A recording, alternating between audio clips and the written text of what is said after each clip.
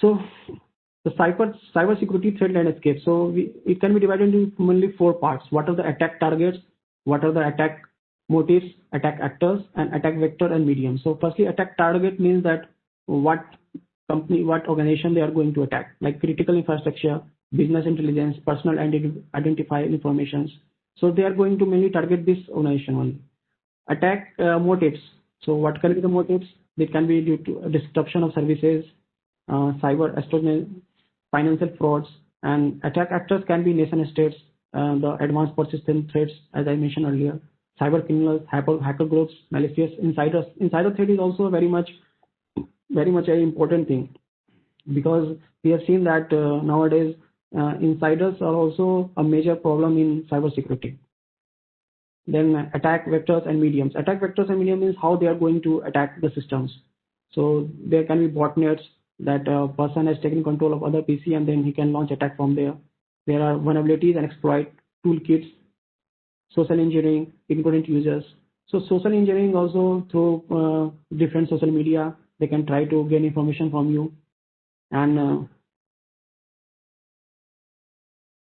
ignorant users. So this is also should be kept in mind, because users unknowingly can give access to the hackers.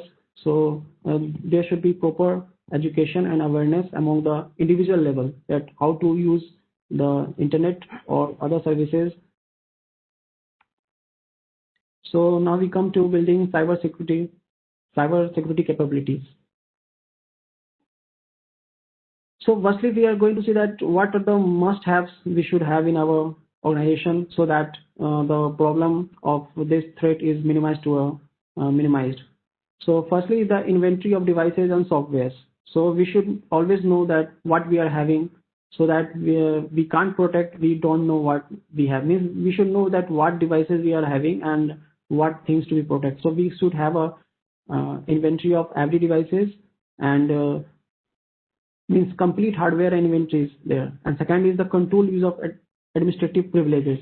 So this is also very important, because who is going to access the system and in administrative mode. This is very important. So we should always control the use of administrative privilege, that if it is open for all, then there is going to be a big problem. Then secure configuration of hardware and software. So configuration should be always checked. If our audit is being implemented, it is also good that timely audit is being performed on the system. Patching and updates. This is very important, because systems, software, and different softwares they are in the devices should always be updated, and there is an updated. And if there is a security issue, then it should be patched. Then malware defense, antivirus, and anti-malware solutions should be there, and they should all updated regularly. And vulnerability patch management. Vulnerability patch management is something that like certain or other organization, they always issue certain vulnerabilities reports that what are the currently in the market. So you have to see them, the technical team, and they should implement that and should patch the systems accordingly.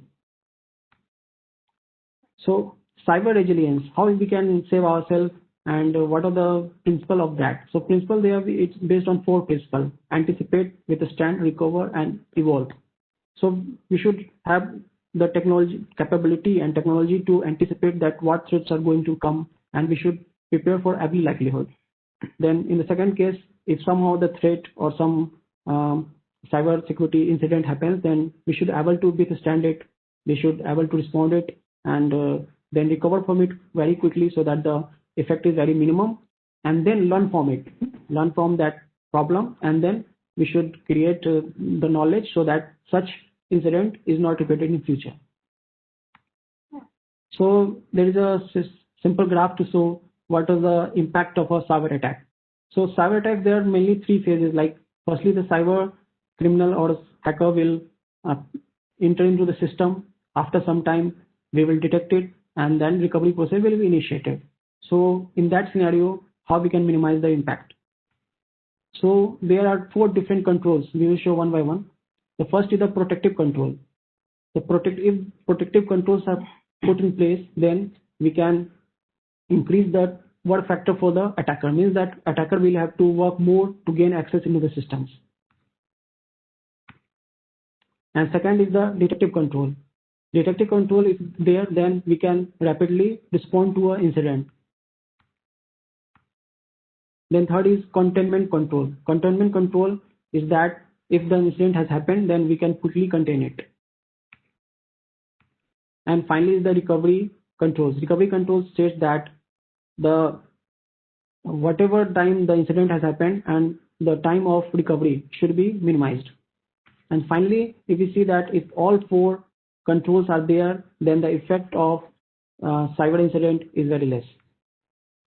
Now we'll come to incident prevention. So incident preventions, what should the measures should be taken? So first thing is that we should nominate a chief information security officer in organization. This is very much important. Then we should implement the information security policy and implementation of best practices, that the different guidelines like 27001. Business continuity plan, disaster recovery plan, security of information infrastructure and network appliances, network traffic scanning, isolation of critical networks. It should not be connected directly to the internet. Implementation of security guidelines issued by connecting authorities. Vendor risk management is very much important because all the organizations are connected to a third party. So we should have a proper control over them, and so that they are not a source of threat incident. Supply chain risk management, it is also very important. Background check, audit and assurance, security training and awareness. This is also very important because we should know that every individual who is working in the organization should be technically aware and cyber security aware, because if they have all the basic knowledge, they can directly help the organization. And finally, we should coordinate and incident information sharing. Whatever the incident happened, we should coordinate with the different agencies.